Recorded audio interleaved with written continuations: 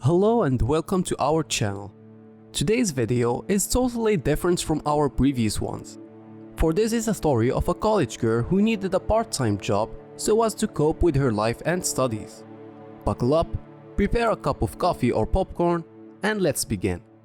Before we start, we'd like to inform you that this story has an open end, which means that you are free to predict what happens afterward. And also, make sure to subscribe and hit that bell to turn on notifications. In her own words, she says, "I was surfing the net when I came across an interesting advertisement of someone who was looking for a girl to help him doing easy tasks for $700 per week. To be honest, I was tempted by such an offer, especially if the things that I would do were as stated, simple and easy. At first, I was skeptical as I thought that this was some sort of a joke or a prank. But then again, I thought to myself, what's the worst that can happen? Plus, that kind of money would be very helpful. So I decided to give it a shot and texted the number on the ad. Within seconds he replied. His way of texting, however, was a bit too nice. Still, through our conversation I found out that his name was Jack and that he had his own company. He didn't mention what kind of business he conducted whatsoever. We went along with our discussion until he asked me for my bank account, so that he would send me my initial payments. I did what he told me, and indeed, a few minutes later, a notification took me by surprise. He made a wire transfer of $700 to my account. I couldn't believe what was in front of me. For a moment, it felt like a dream. Only then I realized that he was serious about his offer. And while I was having my head in the clouds, Jack texted, "Are you there?" I replied, "Yes, I am here. Could you please tell me what kind of job I have to do for you?" He responded, "Yes. First, I'd like you to pick up a package and deliver it to my home." This was a simple job, but I sensed that something was wrong. How come he would pay me $700 for delivering a package? He sent me the locations and told me, "I am not at home right now, but you will find the key under the flower pot right next to the door. Go inside, put the package on the table, but make sure you lock the door when you are in and out of the house." His instructions were crystal clear, but I couldn't help to wonder why I would lock the door while I'm inside. I said, "Okay, I'll make sure of it." He then sent me another text, "Don't forget to close the door." I found his emphasis on this matter very odd, but I gave him my word to follow his instruction anyway. I grabbed my car keys and headed to the location. Upon my arrival, I noticed that the address I was given was an old abandoned house surrounded by a new fence. The other houses in the neighborhood were better looking compared to this one. A tall man approached me as I was checking the area and asked me, "Are you here for Jack's stuff?" I had to really adjust my head so as to see him. I nodded. He said, "Wait here," and then entered the house. I stood there motionless as the vibes were a bit creepy. I looked around but nobody was in the street except me, a 21-year-old girl standing alone in such an abandoned neighborhood. I was terrified of the idea that if something bad happened to me, I wouldn't be able to call for help. I was struggling to get rid of these negative thoughts when the man came out of the house with a box, kind of a shoebox, with stains on it. Without any hesitation, I took the box, put it in my car's trunk, thanked the man, but before I went on my way, he looked at me and said, "You take care of yourself." All the way to Jack's house, my encounter with that man was stuck to my head. When I reached my destination, I took a moment to grasp all that preceded, but soon after I was taken by the beauty of Jack's house, which I entered and was even more fascinated by the antique furniture. I put the box on the table and was about to head toward the door when I overheard the phone ringing. Simultaneously, I sensed my cell phone vibrating in my pocket. I opened it and found a text from Jack saying, "Don't pick up any calls unless it was Marvin." The timing, though, was super accurate. How did he know that the phone was ringing at that moment? Without giving it much thought, I went to see who was calling, and to my surprise, the caller appeared under the name of Jack. I felt like I was daydreaming due to the spookiness of these events. Out of safety, I decided not to answer the call and hurried on my way out, putting the key from where I first picked it up. As the days passed by, I continued to do several jobs for Jack. For example, I got to drive a fancy BMW to a garden and then take another car and drive it to Jack's. One day, he ordered me to meet one of his employees, who gave me a suitcase and with a sharp tone told me, "I'll know if you opened it."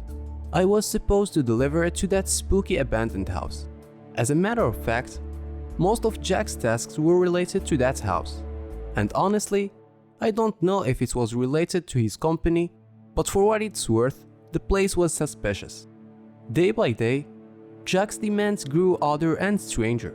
Still, by that time, he had already paid me around $3,000, which is good as I had no objection in spite of the peculiar commands. However, I woke up one morning on Jack's text. "I want you to spend the night at my house." All the time that I had worked for Jack, I had never seen him in person. We contact each other via phone only. A few seconds after his first text, he added that he would pay me $1,000 if I agreed, but I had to follow and respect certain rules, which I would find in a paper on the table. That kind of money is huge for one night. So, in the evening I got in the car and drove to Jack's. That was the first time that I saw the house at night. It was very beautifully lit. As usual, I picked up the key from our secret spot, opened the door, and most importantly, I made sure to lock it from inside. Nothing changed ever since I came there. I put my stuff in the fancy living room, where I also found the rule paper which contained, "Lock the door once you're in. Don't answer the calls except for Marvin. Don't open the faucets between 9 and 11. If the closet door in the hall were open, sleep in the study. If it were closed, sleep in the bedroom. Don't open the door to anyone after 10 o'clock. The gardener comes at midnight. If he knocks on the window, hide. Turn on the TV and leave it off signal. Don't forget this one. You can take whatever you want from the refrigerator." Being so confused and surprised, I put down the note. And for a moment, I was about to regret my decision because of this scary, suspicious night. What is this place? Is it haunted? But very quickly, I caught up with the moment and said to myself, "You are here now. Regret will not do you any good. At least you will get the $1,000. I wanted for the night to go smooth without any trouble, so I was determined to follow each and every rule that was there. Couple of minutes before 9 p.m., I brushed my teeth and used the faucet for the last time. I looked down the hall and found the closet door opened, which meant that I had to sleep in the study. Hereby, I set up my bed and brought my things to the room and locked the door as well. I was alone with my thoughts now. I checked my phone, but no messages from Jack. My mind couldn't help but to wonder about the abnormal rules, and apparently, I dozed off for a moment, until I was awakened by the doorbell at around 10 p.m. As I was gaining strength to get up, I remembered that particular rule, so I stayed still, avoiding every mere sound. Shortly after, they began knocking on the door calling, "We are the police, open the door or we will break in." Then they knocked again. This time they said, "I'm Jack, let me in." Why would Jack ask me to let him in? I thought. He obviously had a key. My heart was pounding so fast until they went away, after 1 hour or so of knocking. Each time they present themselves, then stop for a while and do it over again. I was finally able to sleep and get some rest. The next morning, I woke up to a noise coming from the kitchen. I approached quietly and slowly to take a peek, only to find out that it was Jack, standing there cooking breakfast. "Good morning," he said when he noticed me. This was the first time that I met him. I was very shy and timid.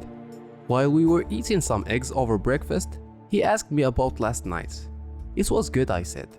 "There was some noise, but I went through it by applying the rules." "Perfect," he replied. The atmosphere grew tense afterward, leading me to come up with an excuse just to get out of there. I told him that I had courses that morning. He escorted me to the door. His eyes never left me. When I arrived home, I realized that I still had these notes. While skimming it, a rule struck me, giving me goosebumps. I totally forgot about the TV, and somehow, at that exact moment, I received a notification of $1,000 wire transfer from Jack. I was so lost between the notes and my phone. Maybe this is not a very important detail. I tried to convince myself. This is over now. At that particular moment, I received a text from Jack stating, "I'm currently not in the city. I'm supposed to come back next week, so you have this week off." At that moment, nothing made sense to me. I reread the note several times, asking how come he sent me this text and we had breakfast together this morning. A few minutes later, I received another message from an unknown number that said, "Did you forget something?" Then another text proceeded that contained a picture of Jack sitting in front of the TV. Then a third one in row that had the picture of a nearby street of mine. I didn't know what to do or what to say. My mind was building different scenarios, going back and forth, until I was disrupted by the "wait for me, I'm coming" message from the same number. This is it for our story today. We know that we disrupted the flow, but this is how it is. However, if you enjoyed this type of videos, let us know in the comment section below. Also, don't hesitate to predict the ending. We'd love to know how you perceived the story. Don't forget to subscribe. See you in the next one. Take care.